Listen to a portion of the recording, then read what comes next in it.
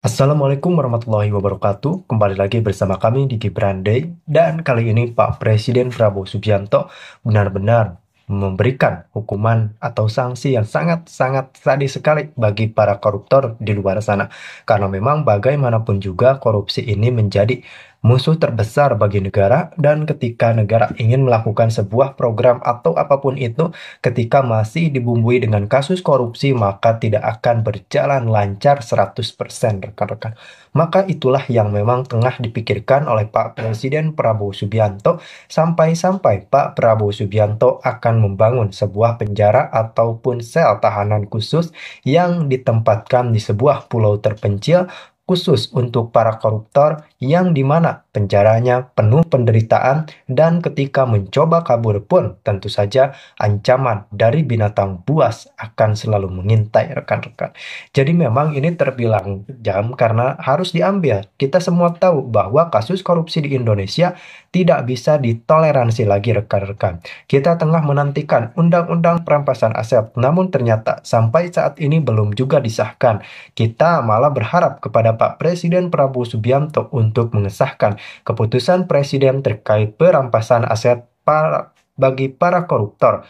Kemudian tak cuma perampasan aset, Pak Prabowo ternyata menyiapkan hukuman yang sangat-sangat luar biasa, bahkan kita pun tidak terpikir untuk menempatkan koruptor di pulau terpencil. Namun oleh Pak Prabowo sudah terstruktur dengan rapi, dan tentu saja kita tunggu realisasi yang kabarnya tidak akan lama lagi para koruptor diseret atau digiring ke sel tahanan khusus rekan-rekan. Bagaimana nih? Apakah rekan-rekan setuju atau justru tidak karena rekan-rekan menjunjung tinggi HAM atau apapun itu?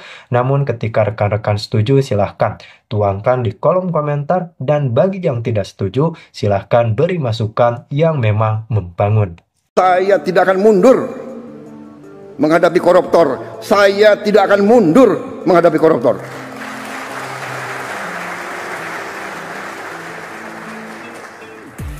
Mereka harus mengerti, saya ini siap mati untuk bangsa dan rakyat ini.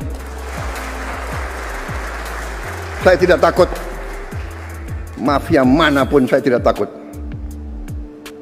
Apalagi ada Kapolri sama Panglima TNI. Masa kita takut? Apalagi guru-guru akan membantu saya, ya.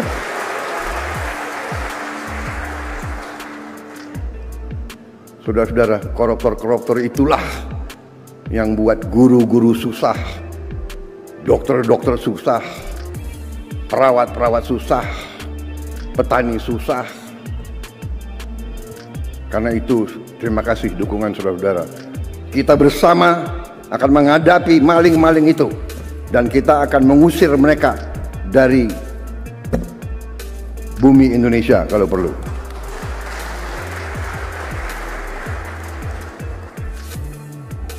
Saya nanti juga akan sisihkan dana, saya akan bikin penjara yang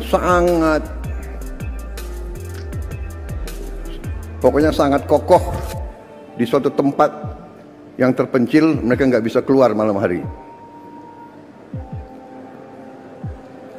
Kita akan cari pulau, kalau mereka mau keluar biar ketemu sama hiu.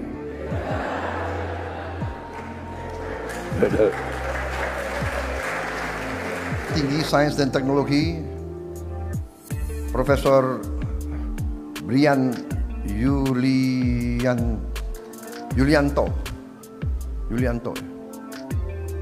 Brian atau Brian?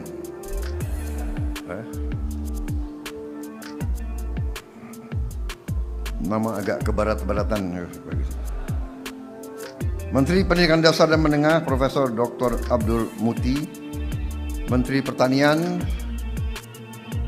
Saudara Andi Amran Sulaiman. Menteri Sekretaris Negara Saudara Prasetyo Hadi. Sekretaris Kabinet Saudara Teddy Indra Wijaya. Penasehat Khusus Presiden Bidang Haji Profesor Muhajir Effendi. Menteri Menko PMK tahun 2019-2024, Menteri Pendidikan tahun 2016-2019. Kalau nggak salah pernah Rektor Universitas Muhammadiyah Malang. Ini banyak orang pintar di kali ini. Yang saya hormati Kapolri, Panglima TNI, para Kepala Staf Angkatan,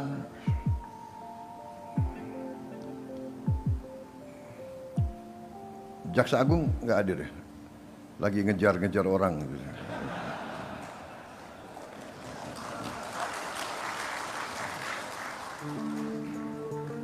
Yang saya hormati, saudara-saudara sekalian, para rektor perguruan tinggi negeri, para rektor perguruan tinggi swasta, para rektor perguruan tinggi keagamaan, para dekan dari seluruh Indonesia yang berkenan hadir. Saudara-saudara sekalian,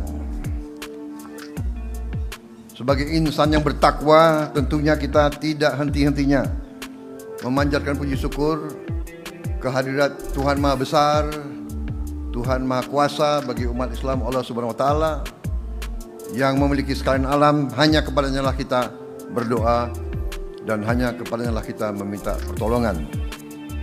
Kita bersyukur masih diberi kesehatan sehingga kita dapat berkumpul di Istana Merdeka hari ini, sore hari ini, melaksanakan suatu tatap muka dan diskusi menukar pandangan. Saudara-saudara sekalian,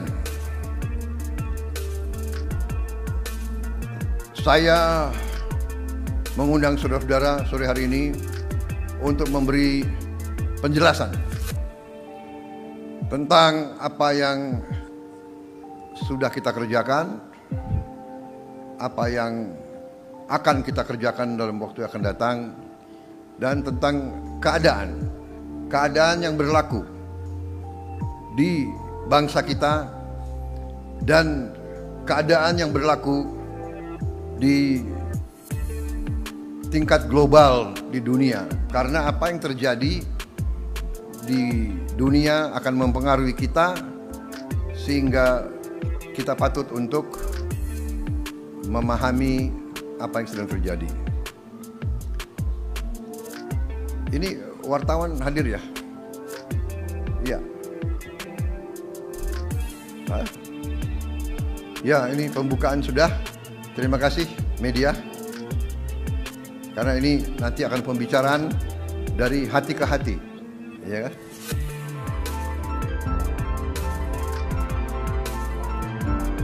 Karunia yang diberikan oleh Yang Maha Kuasa kepada kita sungguh sangat besar dan sungguh sangat beragam. Namun tengah segala karunia tersebut, kita pun harus berani untuk menjadi bangsa yang berani, bangsa yang tidak takut tantangan, bangsa yang tidak takut rintangan, bangsa yang tidak takut ancaman.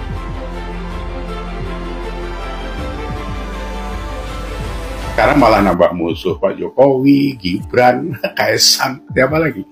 Masa hidup mau penuh dengan musuh? Satu musuh aja sudah kebanyakan buat kita, ya. Dia udah kayak apa itu? Kan ada pepatah yang mengatakan 1000 kawan itu masih kurang, satu musuh itu kebanyakan. Masa mau bayar gawatnya mau nambah musuh lagi?